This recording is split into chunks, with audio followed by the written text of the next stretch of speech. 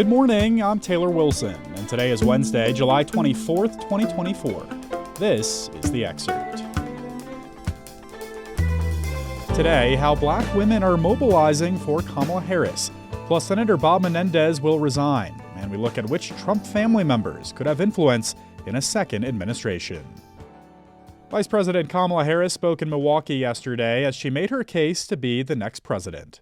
Pledge to you, I will spend the coming weeks continuing to unite our party so that we are ready to win in November. The Harris campaign is touting $126 million raised since President Joe Biden announced his exit from the election. That includes $81 million in just the first 24 hours since Biden's exit, making it the largest one-day fundraising haul for any candidate ever, according to the campaign. The fundraising comes as a new Reuters Ipsos poll conducted between July 22nd and July 23rd found Harris leading Donald Trump 44% to 42% among registered voters. Meanwhile, many black women across the country are mobilizing for Harris while also bracing for backlash. I spoke with USA Today national correspondent Deborah Barfield-Berry for more. Hello, Deborah.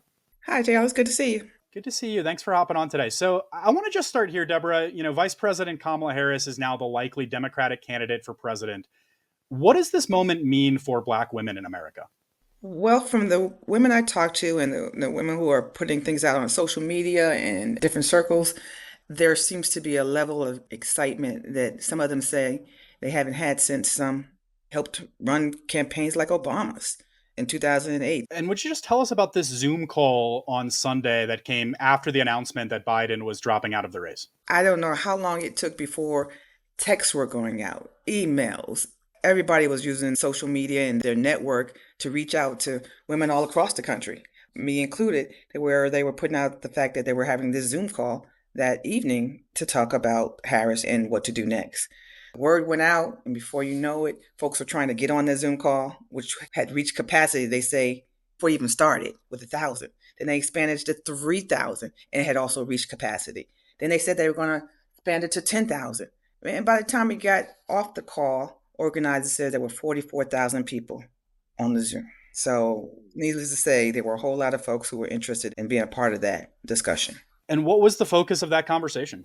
Well, much of it featured prominent black women leaders of civic engagement organizations, congressional black lawmakers, local lawmakers, faith leaders, community activists. It was a range of folks who were active in helping and promoting both get out the vote efforts and helping black women get elected to different offices. It was supposed to have been off the record. So some of us respected that. So it didn't write about that as much as it happened and talked to folks later. But much of that focus was about VP Harris running and what they would do about trying to help support her candidacy and how important this historic moment was to both the country, to them, and to the world. For years, as you write, black women-led groups have been pushing get out the vote campaigns and building infrastructure to support black female candidates. Could you talk about the history leading up to this moment? Well, actually, Taylor, a lot of those efforts weren't just about supporting black women. Much of that infrastructure and much of that work that has been put into place for years was about supporting candidates that cared about issues that were important to this segment of the population.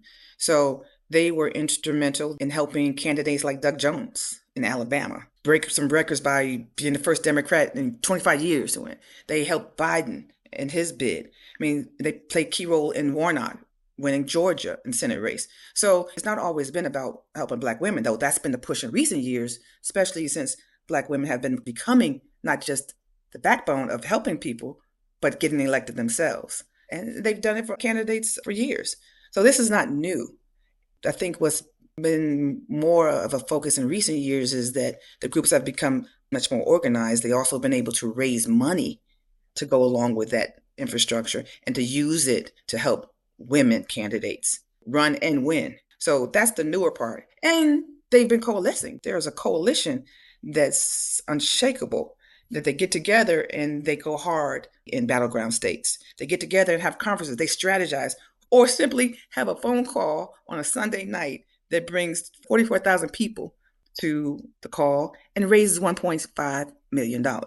And Deborah, not everyone is optimistic here. What are some of the fears or concerns you're hearing from Black women? Well, they already know this off the top that there's going to be some backlash to having a woman, and especially a woman of color, running. That's already happening. It was happening before we even got to this point. So they're bracing for attacks about her race, attacks about her sex, about her history as a prosecutor, her ethnicity. So what they've already done is come up with counter efforts, and that is to making sure they send out information, correct information, making sure they push back on some of the attacks. I just talked to Representative Clyburn out of South Carolina, and for the most part, he says that's going to come, but that the candidate and everybody else needs to stay focused on the message, stay focused on what they need to do, and know that that's going to be part of going forward in this campaign. We're a few months out from November and the election. How critical is the Black women vote to Democrats' success this fall? Well, traditionally, Black women voters have backed the Democratic candidates. Experts say it's absolutely critical. Not only do they come out and they support the candidates, but more importantly, they'll bring grandma out, they'll bring the cousin out, they'll bring their fathers out, the children. They, in many ways, are kind of the backbone of the party, and they are the ones who will not only do the get out the vote part, but they will make sure folks show up at the polls as well. Deborah Barfield-Berry is a national correspondent with USA Today. I really appreciated this story and you coming on and talking about it. Thank you, Deborah. Well, thank you. Democratic Senator Bob Menendez will resign. The lawmaker from New Jersey made the decision after he was convicted on 16 felony counts earlier this month. Menendez will step down on August 20th. He, his wife Nadine Arslanian Menendez, and others were part of a bribery scheme where Menendez received, among other things, cash, gold bars, and a luxury car in exchange for using his political influence. It's up to New Jersey Governor Phil Murphy to appoint someone to serve out the remaining months on Menendez's current term. And another notable and largely expected resignation yesterday. Secret Service Director Kimberly Cheadle resigned 10 days after a lone gunman's near assassination of former President Donald Trump. The incident shook confidence in her ability to lead the agency charged with protecting presidents, candidates, and other important figures. The agency confirmed later yesterday that Ronald Rowe, the deputy director of the Secret Service, will take over as acting director. Cheadle's resignation comes just a day after she was grilled by lawmakers at a House Oversight Committee hearing Monday, where she admitted the incident was the biggest security failure in decades for the protective agency. Last week's Republican National Convention saw a number of Trump family members take the stage, but who could have influence in a second administration? I spoke with USA Today campaign reporter Zach Anderson for more. Hello, Zach. Hey, how are you? Good. Thanks for hopping back on the Excerpt here on this busy week. So I just want to start here before we look forward, Zach. How did Donald Trump previously tap family members when he was in the White House? What kinds of positions did they hold? So he's always had family members involved, especially with his campaigns. But when he won in 2016, he had his daughter, Ivanka, and her husband, Jared Kushner, join the White House. And they were kind of senior special advisors. But in a lot of ways, people viewed Jared Kushner as sort of a shadow chief of staff in a way. They had their own sort of profiles that they would work on. Jared Kushner was very involved in foreign policy, but they both were hugely influential in his first administration. So I'm curious, if Trump wins this time, what can we expect when it comes to his family members and their roles in a new Trump administration? What might be some of the big figures here? So one of the things that we've seen since Trump lost in 2020 is that Ivanka and Jared have sort of receded into the background.